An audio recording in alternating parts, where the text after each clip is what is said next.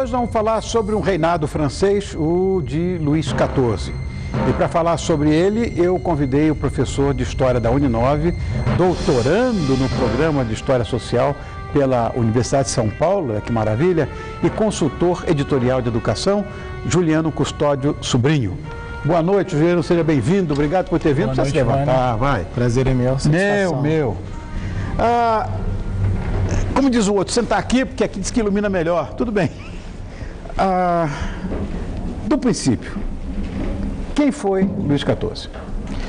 Bem, a melhor definição para Luís XIV é de um monarquista absolutista, um déspota esclarecido, né? Luís XIV foi um rei francês, nascido em 1638, e que assume o governo logo após a morte de seu pai, Luís XIII, antes dos 5 anos de idade, né? E se tornou um dos mais importantes reis absolutistas da França, conhecido como o Rei Sol, e pela sua célebre frase, né, o Estado sou eu. L'État c'est moi. L'État c'est moi, isso aí.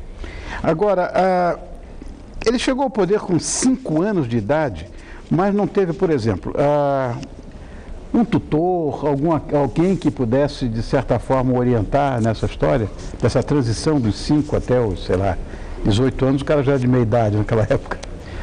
Na verdade, ele tem o que nós chamamos e conhecemos na história dos regentes, né? Ou seja, um período regencial, um intervalo até que ele assumisse uma certa maioridade para estar, então, governando a França. Logo que ele completa 5 anos, ele assume o reinado no lugar de seu pai, Luís XIII, e ele, então, vai ser tutelado pela sua mãe, né, Ana da Áustria, e também pelo cardeal Mazarin, que vai, então, ser o seu grande mentor intelectual e o seu educador aí dentro de uma filosofia, uma educação humanista, preparando, então, Luís XIV para que aos 23 anos ele possa definitivamente assumir o trono, né?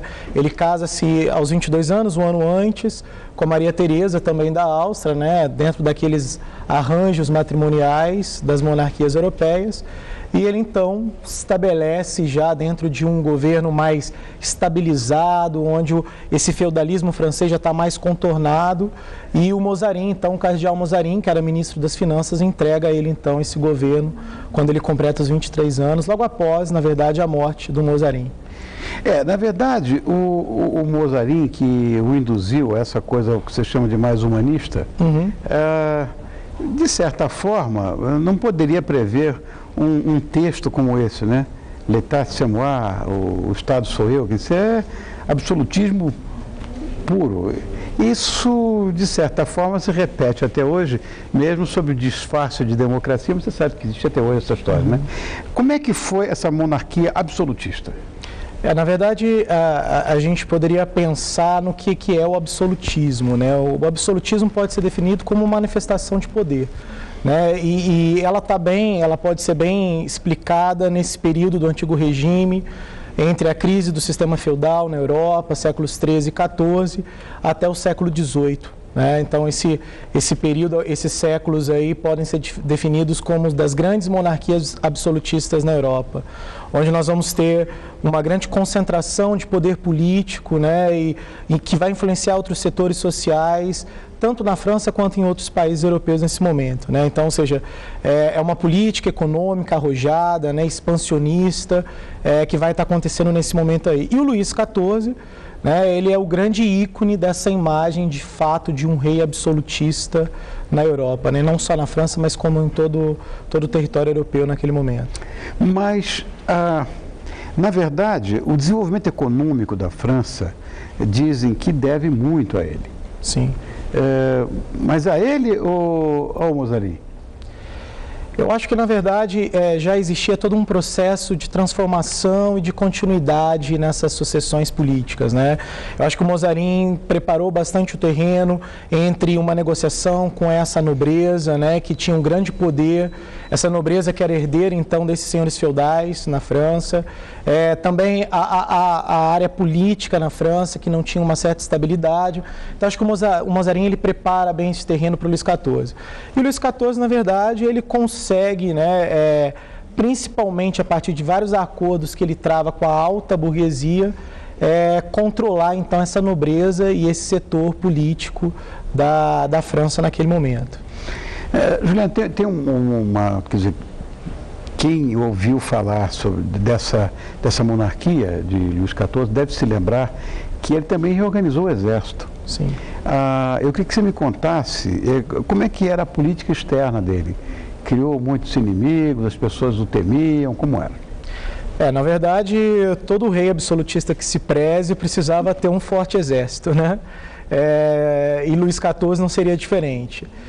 Nessa disputa pela centralização do poder na França, naquele momento, era fundamental que ele então pudesse organizar um grande exército.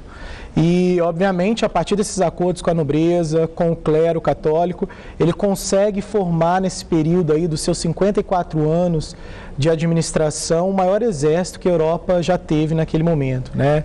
E, obviamente, essa política externa ela é arrojada, né? Ou seja, dentro dessa manifestação de poder absolutista, ele precisava ter uma política econômica bastante estável na França.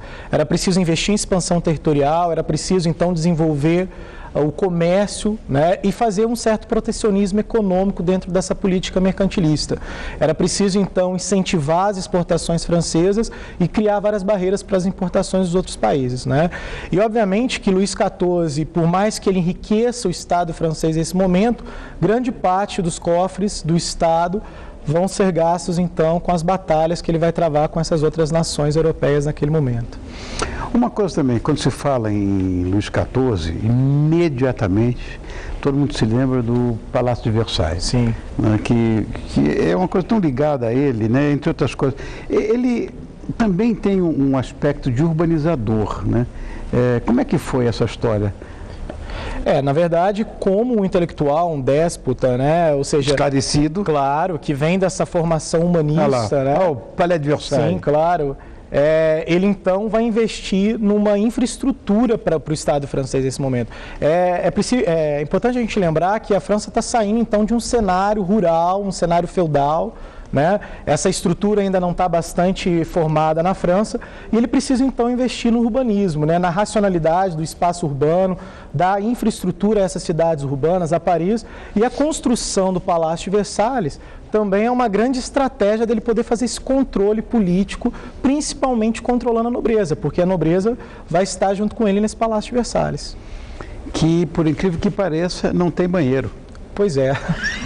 Dentro das suas inúmeras, né, repartições, ele não tinha, mas essas questões das divisões arquitetônicas e dos espaços de moradia também estavam sendo redefinidos nesse final aí do período medieval para essa cidade moderna que está nascendo na Europa, né? Exatamente. Então, essa questão da arquitetura também, ela é rearranjada nesse momento aí. Sim, os esgotos, as coisas todas foram criadas. Saneamento básico, exato, ruas, toda a infraestrutura urbana, ela é pensada nesse momento por esses arquitetos que vão trazer toda essa racionalidade para as cidades a partir do século XV.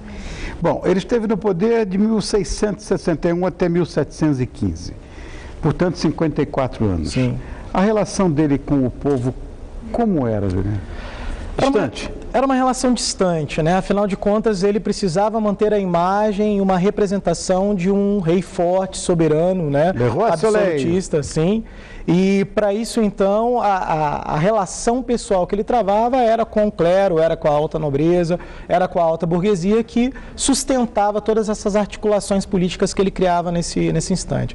Inclusive, alguns historiadores falam que no seu funeral, né, quando há o trajeto, então, do seu corpo do Palácio de Versalhes para a Catedral de Saint-Denis, né? Ele, então, nesse momento, ele é vaiado, né, pelo povo, exatamente por esse distanciamento em relação ao povo, por mais que o povo respeitasse, né, porque se acreditava que ele era o grande representante, né, e o destinatário dessas bênçãos divinas para o povo francês, né. Então, toda essa lógica filosófica de explicação do porquê desse absolutista também estava presente na figura do Luís XIV nesse momento. Você falou de relações múltiplas, inclusive Sim. com a igreja. Sim. Como é que era a relação dele com a igreja? Essa relação ela era bem estabelecida na maioria do seu reinado, né? Luís XIV é um rei católico, essa relação entre Estado e Igreja Católica, ela é muito importante e ela prevalece nesse momento, né?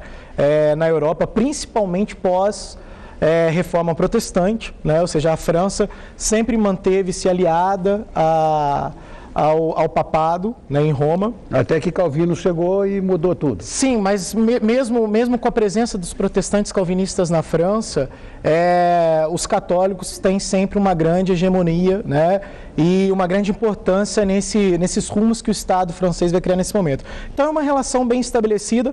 Obviamente, Luís XIV, como um bom soberano e um bom absolutista, sabe que é preciso manter, então, esse clero católico na sua aba para que esse clero também não tome poder e não influencie demais nas decisões do Estado. Bom, ele foi sucedido por Louis XV. Sim. O Luís XV, Louis XV, porque essa história de decoração tem muito móvel que os caras falam de antiquário. Esse é um Louis XV. Tá. O Luís XV foi quem o sucedeu. Sim, foi. Na verdade, nas suas últimas batalhas, né, de expansão territorial com a Espanha e pelo trono, pela sucessão do trono espanhol, Luís XIV pede seu filho e pede seus 2 netos, né? Luís XV, na verdade, é bisneto de Luís XIV, então ele consegue, inclusive, ultrapassar seu filho e seus netos, né? E seu sucessor em 1715, então, é seu bisneto, Luís XV. Que idade ele tinha quando ele assumiu o poder? Ele assumiu o poder, Luís XV assume o poder ainda na maioridade, por volta dos 15, 16 anos, né? E nesse mesmo período, Luís XIV faz como sucessor da coroa espanhola Filipe, que era seu sobrinho, que vai tornar Filipe XV, então, nesse momento. E logo depois veio o filho de Luís XV, que todo mundo já conhece a história toda, sim, né? Que foi o último dos Luíses. Luís XVI, César, Maria Antonieta, todo mundo decapitado, uma tragédia. Durante a Revolução Francesa. Haja guilhotina, haja terror, haja diretório, haja tudo. Sim. Que coisa, até... Esse século XVIII, de fato, como você falou, foi uma coisa muito conturbada na Europa, né?